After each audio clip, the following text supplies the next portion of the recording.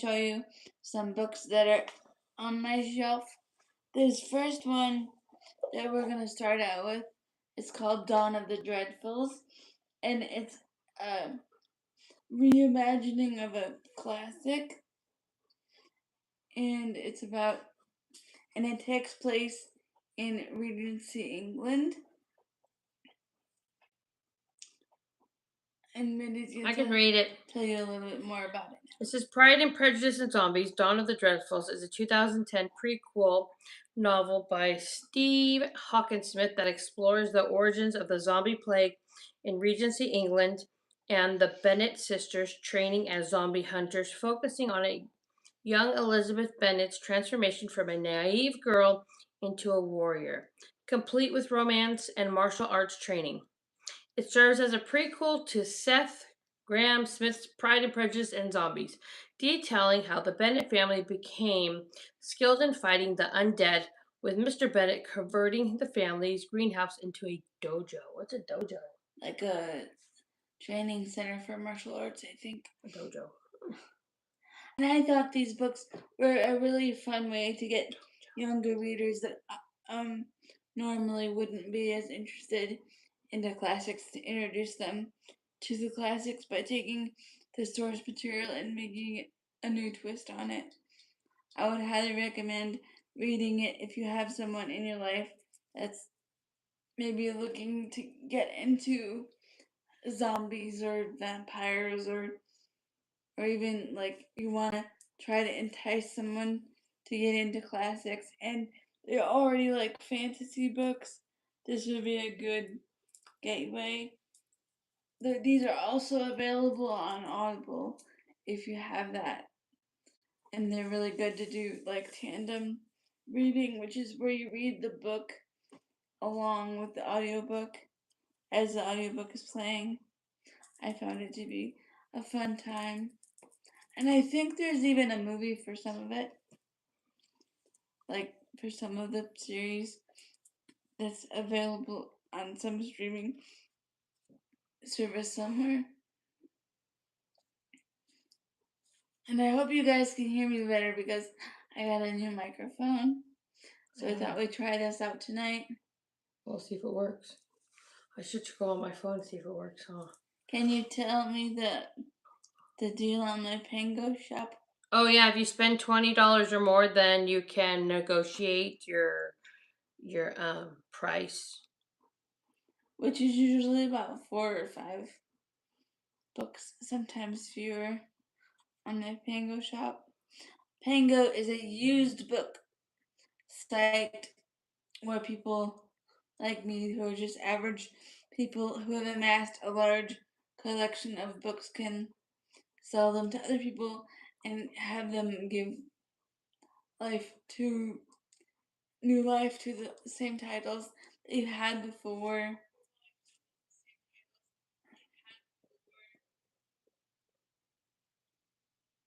I was trying to see if I tapped on it, if I'd hear it. Can you guys hear me? Anybody hear me? I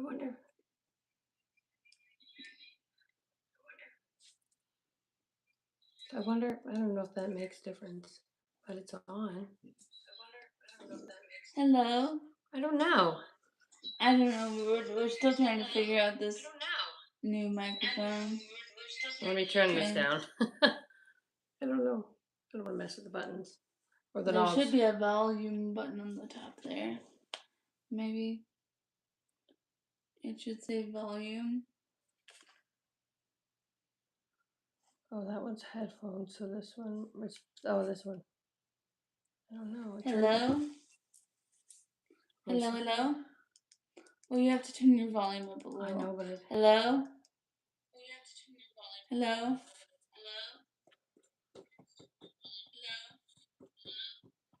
I don't know. I don't know. We're still trying to figure out this microphone. It's new. I wonder if it's on. It sounded like it was on before when I watched it, but I don't know. I don't know. But anyway, the second book in the stack tonight is what? The Good Guy by Dean Koontz. And Dean Koontz, if you don't know, he writes a lot of horror and thrillers and some science fiction. He's an older author, really popular in the 80s and 90s when I grew up as a kid. Okay, so The Good Guy is a 2007 thriller novel by Dean Koontz about an ordinary man, Timothy Carrier, who is mistaken for a hitman at a bar and becomes entangled in a deadly conspiracy after being handed an envelope with cash and a photo of a woman marked for death. He must protect the woman sorry, that was our friend, Linda Paquette from the real killer, who turns out to be a corrupt cop, forcing Tim to discover inner courage and resourcefulness to survive and stop a large plot. I think his books are always fun and they're never really anything too serious. Like you kind of have to use your imagination and just go along for the ride. And sometimes they do have a little bit of like a moral leaning, but most of the time they're just a good time. And they do kind of just explore real life topics. And I like them because they kind of make you think, but they also make you laugh and stuff. So if you're interested in this one, it's available on my Pango shop. Good job, Mindy, for holding it a little Backwards closer. though, but Well, yeah, I know, and we know that, but we can't fix it because we don't know how to get the camera to flip it around. we'll have to figure Right, it out. we've tried to do all of the things. Yeah, it's all right. We'll figure it out.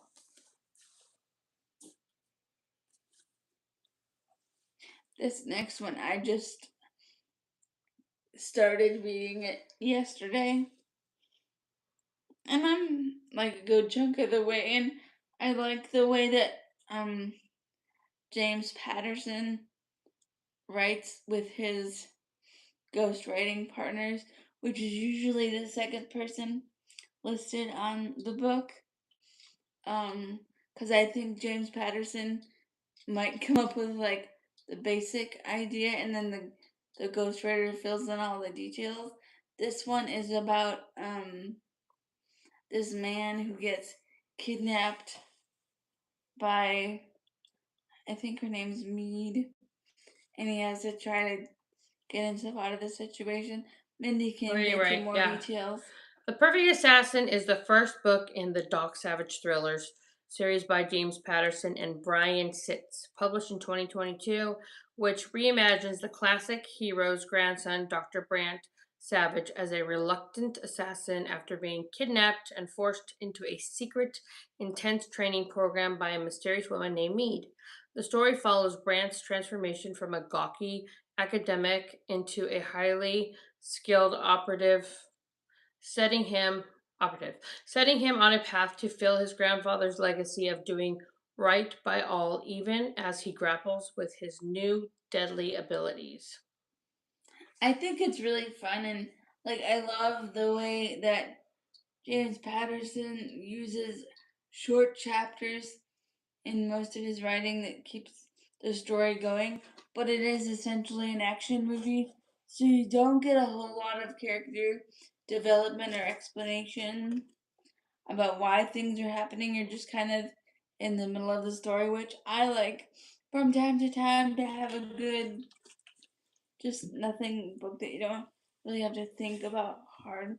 I like um a popcorn thriller. I thought this was a really good time so far. You'll find that a lot on my shelves, these kind of books, because I just think they're kind of fun. I read for enjoyment and escape mostly. Okay, what's the next one? Back with Dean. Dean Shadow Koontz Fires. is my favorite author. Kind of looks like a scary man. Is he still alive? Yes, but he's old. Well, yeah. Hmm. Okay, so Shadow Fires, originally published as Shadow Fires, is a 1987 horror novel by Dean Koontz, initially released under the Pseudonym. pseudonym, thank you, Lee Nichols, about A a pseudonym is another word for a pen name, pen name. which is not your real name. Oh, okay, got it. About a woman whose abusive husband dies in a car crash, only for his body to disappear from the morgue, leading her and her new lover into a terrifying secret involving his past and forces that want them silenced. The story follows Rachel Levin as she deals with the disappearance of her husband, Eric, and is stalked by someone who looks like him, uncovering a horrific truth connected to his work as a bioresearch company. And I like his there's again it's nothing spectacular. It's kind of just a popcorn. But I like popcorn thrillers. I like just taking a slice of life. Nothing that you have like because most of his books are like standalone, or there might be two or three in the series. For Dean Koontz, What's a popcorn book? like just something that you can easily pick up and put like you can just watch the movie and like not have to think. Kind of like The Wicked we just watched. Yeah. Oh, now Trolls is on. I don't know. I know. Sorry, Mindy's snorting, but she's watching the I'm not Trolls watching. movie. I just I looked for don't a know. second. Yeah, so there's that. But yeah, I like Koontz is writing, and I know it's not everybody's cup of tea, but I prefer Dean Koontz over reading like Stephen King. I knew you were gonna say Stephen King. They kind of look like cousins. Stephen King is far too detailed for me. Like, I don't need a description of the door. Like, for an entire chat. I don't know. I've never read any of those books, but I've only seen the movie Misery. I haven't even seen any of the other movies. I'll have to watch them sometime. So that's Shadow Fires. Next up, This is a vampire Vampire Interrupted. novel. And I think it's like, I'm not sure which one it is in the series, but I think this is quite a lengthy series. Okay, you want me to read it? Yes. Vampire Interrupted is the ninth book. There's your answer. Ninth book in the Lynsay Sands. Lynsay Sands. Yeah, Lynsay Sands. Our GNU Rogue Hunter paranormal romance series. Published in 2008, focusing on Margaret, Arkansas. Well, I can't say her name. As she starts a new career as a private investigator, gets in trouble and is protected by her life mate, Julius Knott, who is determined to woo her. The novel ties together plot threads from previous books exploring Marquette, whatever her name is, perspective after she goes missing and resolving mysteries surrounding her and her late husband.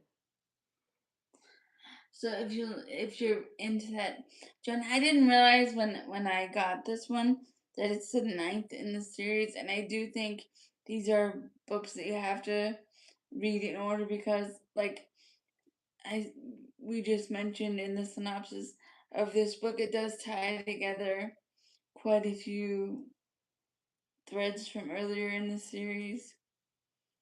So if you're interested in this or like vampire fiction, this might be for you.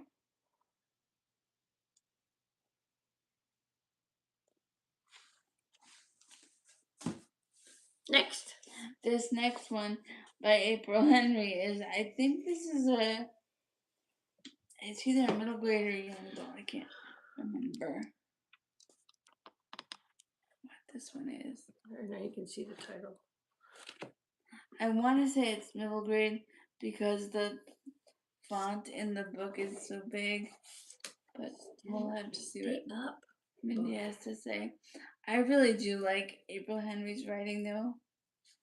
I've read quite a few of her books. Okay. Count All Her Bones is a young adult thriller by April Henry, the sequel to Girl Stolen, following blind teenager Cheyenne Wilder as she prepares to testify against her kidnapper's father, Roy. The plot thickens when Roy's henchmen capture Cheyenne to silence her, forcing her to use her wits and new self defense skills to escape, while questioning if her former captor, Griffin, is truly on her side. It's a fast paced story exploring themes of survival, disability, and empowerment, praised for its suspense and strong female protagonists. Yeah, so if you have a reader in your household that likes things like, I think if you liked things like NCIS or things like that nature in your household, they might want to try this, or they just need like a step up from like a Goosebumps book. This would be a good one, I think. The nice cover is pretty. Looks interesting. And this author has several titles like this, I think. These are all available on my Pango shop. It'll be in the description. And if you want to look now, you have to go to a previous live or book video. Yep. Or just leave me a comment below and I can tell you what's there, what's available. I like doing these kind of videos for you guys because they tend to get a lot of attention on the rewatch. So if you're here doing a rewatch with us, let me know the favorite book off my shelves today. Next, shrimp. Drop the moat. It comes in handy when I say shrimp. Hello. This next book is also being developed into a TV movie. I love it. I think it's a trio of books now. It's an older protagonist and she's kind of a grumpy old lady that likes to sit in her house and do crossword puzzles. You want me to read it? Yes. The Marlow Murder Club by Robert Thorogood is a cozy mystery novel about 77-year-old crossword puzzle setter Judith Potts, who forms an amateur detective group with a dog walker, Susie, and a vicar's wife, Bex. Vicar's wife. Sorry, Vicar's wife, Bex. Which means like a pasture or something. Oh. After witnessing a murder in the Thames? Shrimp. THAMES. Thams. When police dismiss her claims, the trio investigates, discovering they are all dealing with a serial killer and must use their unique skills to solve the case, becoming a formidable team. The book is the first in a series known for its humor, engaging characters, and modern take on the classic Christie style mystery, whatever the heck that means. So it's a modern take on Agatha Christie. I liked it. I like books with older protagonists that are kind of like cranky and not very sweet. I thought it was a fun cast of characters, and they're all written very differently. They have a lot of clear voices in this book. You can definitely tell when you're reading one character versus another, and they have lots of personality. And I can only hope that when I'm 70, I can have as much personality and spunk as she does.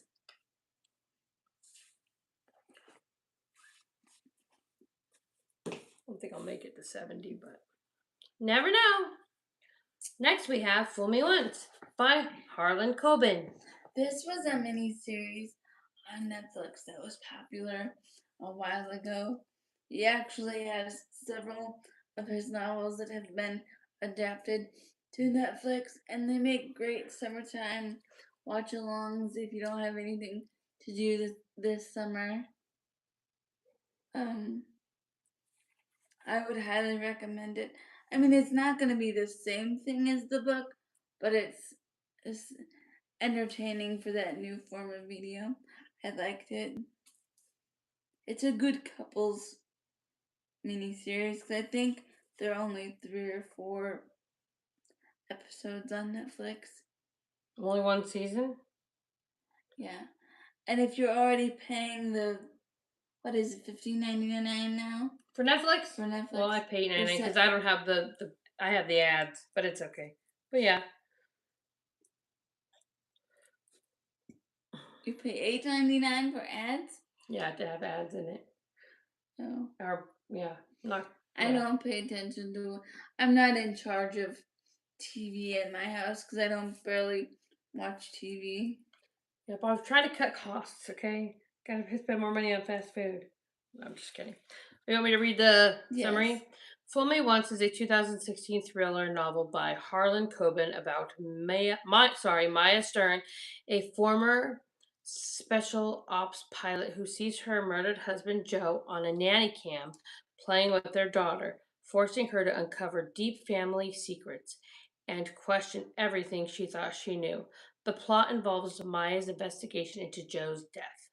Another husband's dying, which connects to her own past trauma and the murder of her sister, leading her through a web of deceit involving her wealthy in laws, the Burkett family, and a corrupt police detective. The book is known for its shocking twists and was adapted into a popular Netflix series. Yes. And I think that if you're looking for a good book by the pool this summer, this one is really good. Maybe you could do like a movie weekend where you read the book one weekend and then watch the movies the next. That's what I would do. Or maybe if one half of your couple doesn't like to read, the other person can like explain the differences between the book and the movie. I don't know. I always try to come up with things like that to do with your person, even though I don't really have a person right at the moment. But would you and your man ever do anything like that, or just watch movies? Do anything like what? I missed the thing. I mean, I was listening, but I said, would he read the book? Oh, I don't know. And then watch the show. I don't know if we would read books. We'd probably watch a movie. Yeah. I don't know about reading, unless it's, I don't know, audio maybe. You I don't know. get it on audio. Yeah. I know it's available on like. So I don't think we would read. I don't know. I'd rather just watch a movie because I'm not a big reader. Unless it's medical stuff, then I like to read about that or self-help things that don't really help me. Oh my goodness, do I know? Me and my best friend ChatGPT helped me through some tough times. But anyway, I think that's a fun thriller to take to the beach, or if you're bored at your kids' soccer practice or something. Because the practices for me are always the worst. Because then you just have to I don't know. There's really nothing. Unless you're like a parent who's into it. I don't know. But that's just my thoughts about that book and what you can do. Okay, next book. You're like daydreaming off into space. I'm daydreaming. She's over here watching the Trolls. I'm not watching the Trolls. I was looking that way. Okay. This one is, if you're new to thrillers, this is a really good place to start. They make a really good writing team. Okay, so The Wife Between Us by Greer, Hendricks, and Sarah Pekkanen is a psychological thriller about a love triangle involving an ex-wife, her husband, and his new fiance. But it features a major twist. The ex-wife and the new fiance are the same person. Vanessa, at different points in her life, revealing a story of an abusive marriage and a calculated escape. The novel plays with reader assumptions, presenting the ex-wife as jealous and the fiance as naive, before revealing the truth about the husband's manipulative and controlling behavior. How do you have a fiance and a wife that are the same person? Well, you'll have to read the book and figure it out. They must have not met in person then. Because you're supposed to be confused. The first time I read this book, I had to go back and reread it again because I missed something. But I had a good time. It was like a roller coaster ride, and you were confused and you don't know what's going on, and then all of a sudden you figure it out and it like dawns on you, and you're like, oh my gosh, it was a good time. Didn't make that into a movie? That'd be I good. don't think so. You can type it in and see. Well, I'm putting this in real quick. Is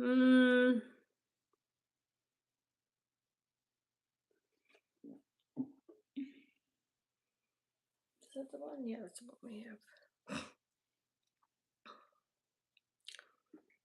Oh,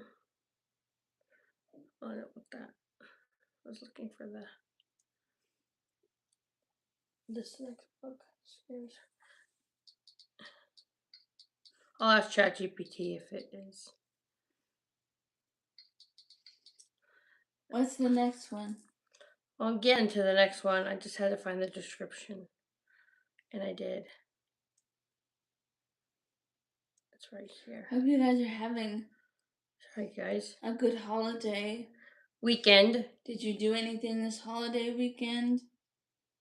I don't have any big particular plans. Get my oil change on Monday at my dad's. My kids are at my dad's, so that's kind of good. It gives me peace of mind knowing they're not home getting in trouble. Well, my two younger ones. My oldest one's at home. Okay. Let me ask ChatGPT if they made. And by younger, she means did they make her the wife between us? 17-year-old and her He's 20-year-old. almost 17. Yeah, but they're, the wife between us. If they made it into a show or movie. Yeah. Did they make the wife between us into a show or movie? Question mark.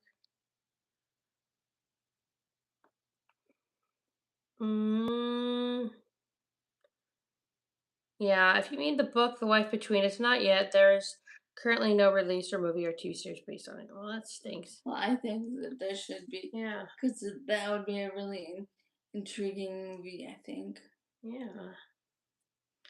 All right. Might be worth the free Audible credit if you're interested in. Which sometimes they run. What is the special like? 3 months for 99 Sometimes, cents yeah. or something. I've done it before. Ew, there's something in. What? In that book. Sorry, I just noticed there's like dear God, it's a thing. I don't know what it is. It's an M&M, I think. What the heck? I gotta look through the book and make sure there's no more candy in here. There's like 2 M&Ms. There's 2? Look it.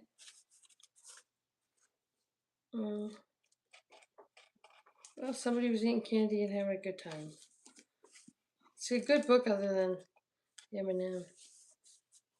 No, that's crazy. I don't see another M&M. I'll have to write that down on the listing. Oh, I see it now. Oh, share him. I'm not eating it. I'm just smelling it. Oh, you got it. Oh, gosh. Look what you got. We gotta go through these books you get. Just kidding. Mindy, I'll gag if you do that. I'm not going to. Like, that's so nasty. No. Okay. Anyways. What is this book I was about? holding the book open with the remote so it would stand up. And we found some chocolate inside. Okay. Scary Stories for Young Foxes. The City. By Christian McKay Heidicker. Is a Newbery Honor-winning children's book featuring interconnected campfire-style tales about 2 fox kids. Mia and Uli, baby fox, who gets lost and must survive the dangers of the forest. Inspired by classic horror stories. Excuse me. The book, illustrated by Junie Wu, blends humor with dark, thrilling, and sometimes gruesome elements, exploring themes of survival, friendship, and facing inner demons. With a sequel, Scary Stories for Young Foxes, The City, also available. Oh, shrimp. Did I read it by? Yeah. I was reading that one. But then it says at the bottom, it says, The Scary Story for this is the sequel. Yeah, so I guess this is the sequel. But look, I looked it up. Yeah. I even typed in The City. The City, see? So, what does it say about the sequel? Let me try it. Is this it? The City. Okay. Scary Stories for Young Foxes, The City is a dark middle grade adventure by Christian McKay Heidicker. The story follows a young farm fox desperately seeking adventure and a fox named Cozy who flees her suburban home to escape a fox hunting monster. Together, they must brave the dangers of a terrifying human made city. Sorry. If you have a younger reader that likes stories that are more on the spooky side, this is the second one to I think it's a duology, isn't it, Mindy? Does that mean there's 2 books? Yes. Oh, I can ask. Somebody just said hello. Well, trilogy is 3. Oh, shrimp. Let me go on my YouTube and look. Somebody just said hello to us. I appreciate you hanging out with us today. I'm just going over some of the books on my shelf. And It's Chanel, because I told her we were on. I would highly encourage you to go back and rewatch the first part of this vlog. It's me. I'll say, hi, Chanel.